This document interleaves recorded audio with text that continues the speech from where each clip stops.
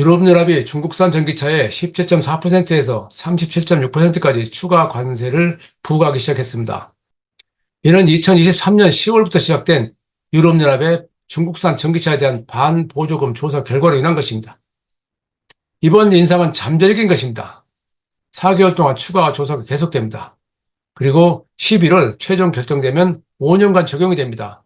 그 과정에서 중국 정부는 유럽연합에 계속 항의하고 있고, 중국에서 전기차를 생산하고 있는 독일 자동차 회사들은 유럽연합에 대해서 추가 관세를 해소해 줄 것을 요구하고 있습니다.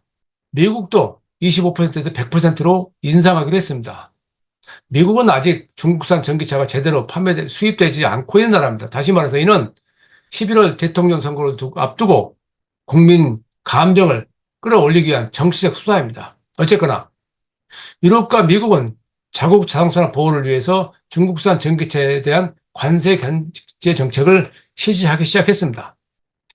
이런 내용을 보면서 과거에 어떤 일이 있었는지 한번 지켜볼 필요가 있습니다. 다시 말해서 힘의 이동에 관한 것입니다. 시장의 이동입니다. 사실 20세기 말에 미국과 유럽은 일본차의 공세에 대응하기 위해서 다양한 방법을 택했었습니다. 일본차는 1970년대 두 차례 석유 파동으로 소형 저가차로 시장 공략을 했습니다. 그래서 1975년 토요타와 닛산은 미국 수입차 1, 2위를 차지했었습니다.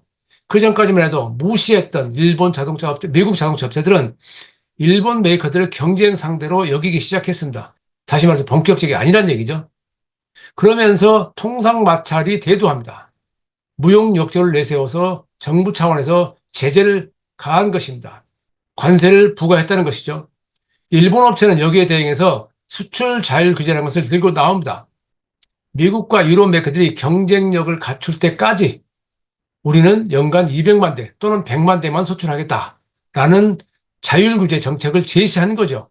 그러면서 이 자율규제는 대수에 한정됐다는 그런 점을 착안해서 중소형이 아닌 중대형 전략으로 전환합니다. 또 하나, 현지 생산으로 대응합니다. 다시 말해서 일본산이 아닌 일본제로 바꿉니다. 그래서 미국에 공장 짓고 유럽에 공장 짓고 전 세계로 뛰쳐나가서 세계화를 만들게 되죠. 그래서 1980년에 일본 자동차는 전 세계 자동차의 1위로 부상합니다. 그런데 일본 자동차들이 미국에 공장을 지은 그런 결과 급작스럽게 미국산 자동차의 생산이 늘어나서 1992년에 미국은 다시 세계 자동차 생산 1위로 부상합니다. 일본제 차가 만든 미국 자동차 산업입니다. 그때 이 미국 업체들은 일본 업체에 의존하는 바가 많았습니다. 예를 들어서 크라이슬러는 미쓰비시 제품을 갖다가 씁니다. 그러니까 미쓰비시 이클립스 모델을 크라이슬러 이글 탈륜이라는 이름으로 갖다가 팔게 되죠. 이걸 라이센스 모델이라고 그러죠. OEM 모델이라고 그러고요.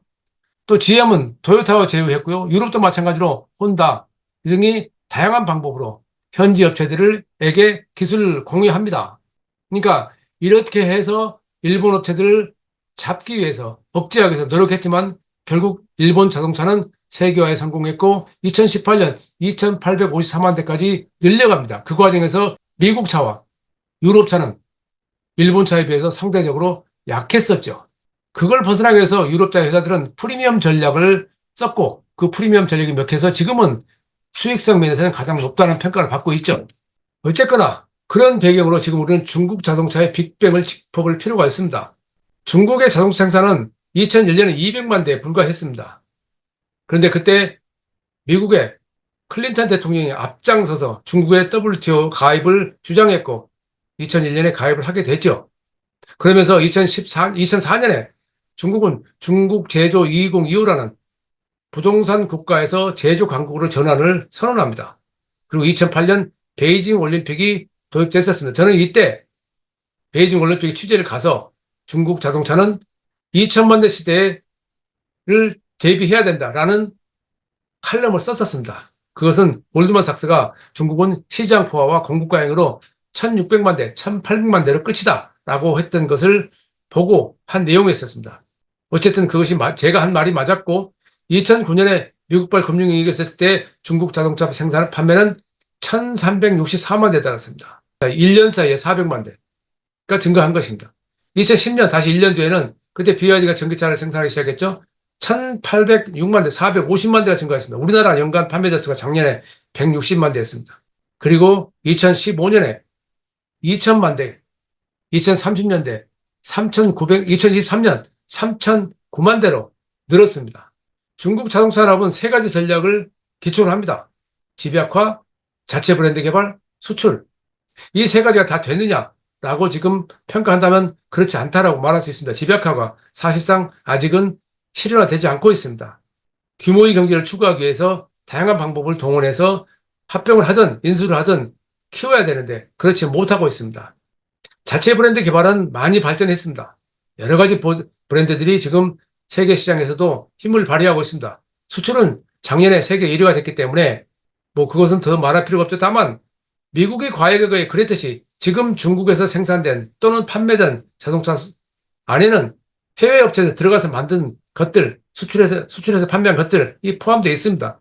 그것 때문에 아직 본격적으로 중국이 세계를 완전히 장악했다라고 말하기는 어렵다라고 하는 주장도 있습니다. 어쨌든 중국 시장은 할부금융과 포르쉐, BYD가 깨웠다고 저는 평가합니다. 할부금융하고 BYD는 말씀드렸고 포르쉐가 왜냐? 포르쉐는 2009년에 상하이 오토쇼가 있을 때 상하이에 있는 파이낸셜 센터 94층에서 파나메라를 발표했습니다. 세계 최초로 발표했습니다. 그러면서 그때까지 싱가포르에 있던 아시아 본부를 중국으로 옮깁니다. 포르쉐는 그때 중국 시장의 미래를 그렇게 점쳤던 것이죠. 어쨌든 그런 과정에서도 여전히 일본차는 힘을 발휘했는데 그 일본차가 2018년에 2864만 대를 정점으로 작년에는 2453만 대까지 떨어졌습니다. 물론 그래도 큰 거죠. 여전히 일본차는 세계 시장에서 힘을 발하고 있습니다. 어쨌든 전체적으로 해외 업체들의 중국 시장 점유율 하락에 대한 수치를 살펴보면 시사한 바가 있습니다. 폭스바겐은 2019년 423만 대에서 2023년 324만 대로 100만 대가 줄었습니다. GM은 2017년 400만 대에서 작년에 210만 대로 200만 대가 줄었습니다. 현대차 그룹은 2014년 174만 대에서 작년에 25만 대로 원두박질 쳤습니다. 중국에서 판매가 증가하고 있는 업체들은 주로 프리미엄, 하이엔드 카들입니다. BMW, 메르세데스 벤츠, 아우디 등 독일 프리미엄 3사는 여전히 증가세를 이어가고 있습니다.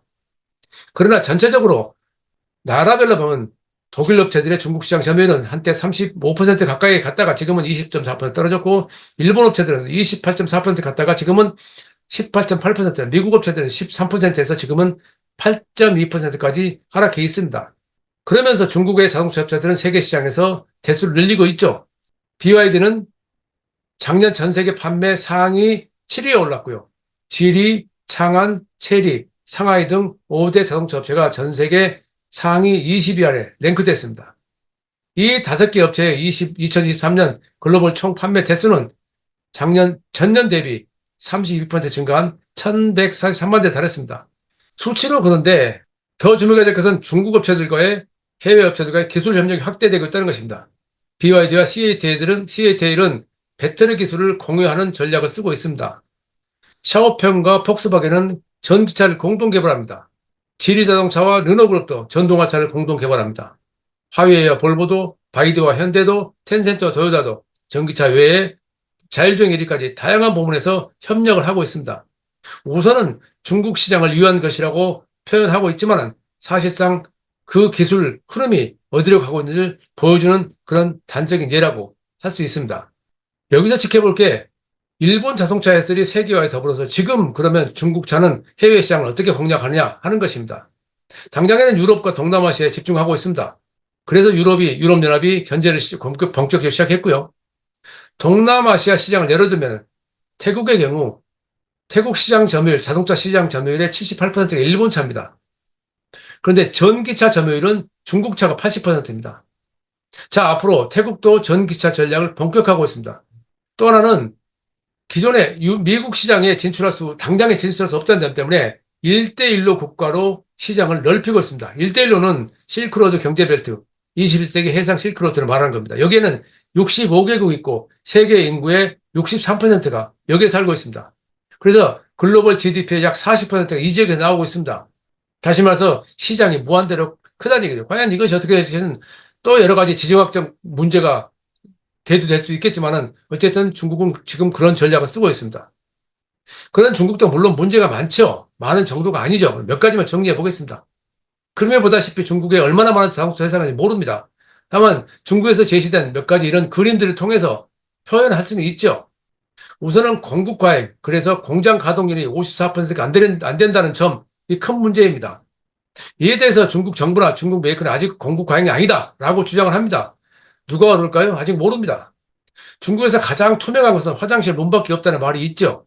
중국의 이 데이터의 정확성은 앞으로도 많은 관심을 가지고 지켜봐야 할 내용입니다. 어쨌거나 규모의 경제를 확보하기 위해서는 난립한 업체를 통합해야 됩니다.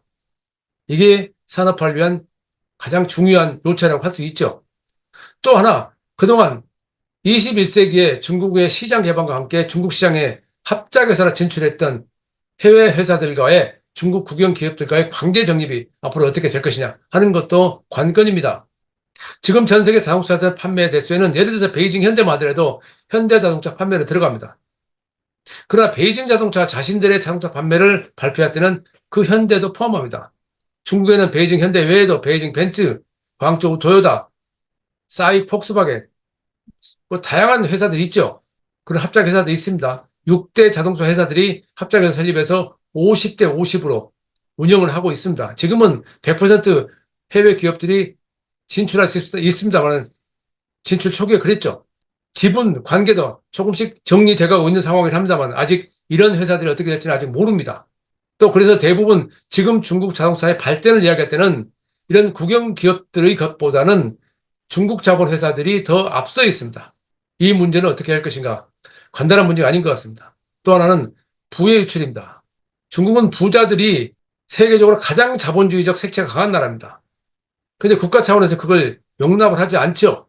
그래서 중국은 지금 최근에 엄청나게 큰 억만장자, 백만장자들이 해외로 나가고 있답니다. 그들의 자본을 뺀다는 얘기입니다. 이 문제도 중국은 지금 큰 골칫거리입니다. 근본적으로는 절대 권력은 절대 부패한다는 것을 알아야 됩니다. 시진핑 집권 초기와 지금은 많이 달라져 있습니다. 이 문제를 어떻게 할 것인가 제가 전문이 아니기 때문에 여기서 설명할 수는 없습니다. 어쨌든 그러나 알아야 될 것은 절대 권력은 절대 부패한다. 그 내막을 들여다보면 심각한 부패, 이걸 어떻게 할 것인가도 우리가 지켜봐야 될 일입니다. 어쨌거나 크게 봐서는 기술은 시장을 이기지 못한다. 이런 저는 논리에 동의합니다. 어쨌든 크게 봐서는 시장은 미국에서 일본 차로, 일본에서 중국 차로 옮겨가고 있습니다. 여기에 대해서 많은 사람들은 또 다른 이야기 합니다. 지정학적 과제, 도전 과제가 있다. 그건 역사적으로 계속 있었습니다. 중요한 것은 시장이 좌우합니다. 유럽과 미국이 중국산 차에 대해서 추가 관세를 부과했다 하더라도 큰 틀에서의 변화는 일어나지 않을 것이라고 하는 것이 제 생각입니다. 오늘 내용은 여기서 마치겠습니다.